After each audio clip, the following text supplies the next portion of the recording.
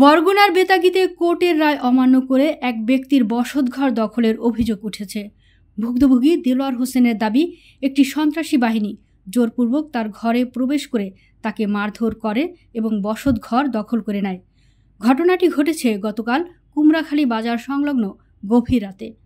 দেলোয়ার হোসেন জানান, আদালতের রায়ে তার মালিকানাধীন জমিতে নির্মিত ঘরটি কাগজপত্র অনুযায়ী তার নামে রেকর্ডভুক্ত, কিন্তু মোহাম্মদ মিজানুর রহমান, বাবুল মৃধা, আক্কাস মৃধা, মাসুমা বেগম, ফারুক আলম, হাসান মিয়া ও অজ্ঞাতনামা ভাড়াটিয়া সন্ত্রাসীরা কোর্টের আদেশ উপেক্ষা করে জোরপূর্বক ঘরে প্রবেশ করে দখল করে নেয়।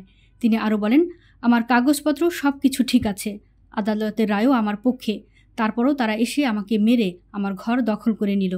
আমি প্রশাসনের কাছে ন্যায় বিচার চাই। তবে ঘটনা স্বীকার করে প্রতিপক্ষরাও তাদের কাগজপত্র অনুযায়ী জমি দাবি করে। এ ঘটনায় প্রশাসনের হস্তক্ষেপ দাবি করেছেন ভুক্তভোগী পরিবার। এলাকাবাসীরও দাবি, দোষীদের দ্রুত আইনের আওতায় আনা হোক। ঘটনা তদন্ত ও যথাযথ পদক্ষেপ নেওয়ার দাবি জানাচ্ছেন স্থানীয়রা। দীর্ঘদিন আমি 16-17 বছর যাবৎ এই জায়গায় ব্যবসা বাণিজ্য করি। আমার দোকান এই জায়গায় রড সিমেন্ট আমি ব্যবসা করিয়েছি। এ যাবৎ কেউ কোনো বাধা বিঘ্ন নাই, কিচ্ছু করে নাই। এখন এর মধ্যে একটা সালিসি হয়েছে। এই সালিসির দিন হেরা কয় আমরা জমি পাবো।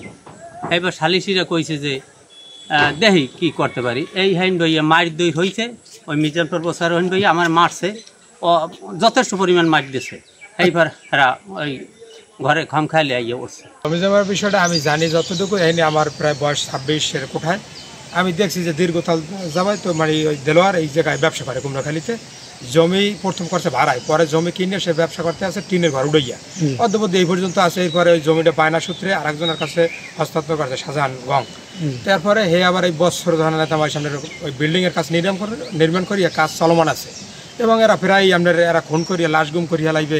এই মিজান প্রফেসর আছে, প্রফেসরের সামনেও আমার একদিন হয়তো চান্দখালী তদন্তকারী SI আলী হোসেনের সম্মুখে কইছে যে তোর কল যে সিরিয়াল হয়ে যাবো এবং আমাকে বিরুদ্ধে 2টা মিথ্যা মামলাও তারা দিয়ে রাখছে, অথচ আমরা কিছু জানি।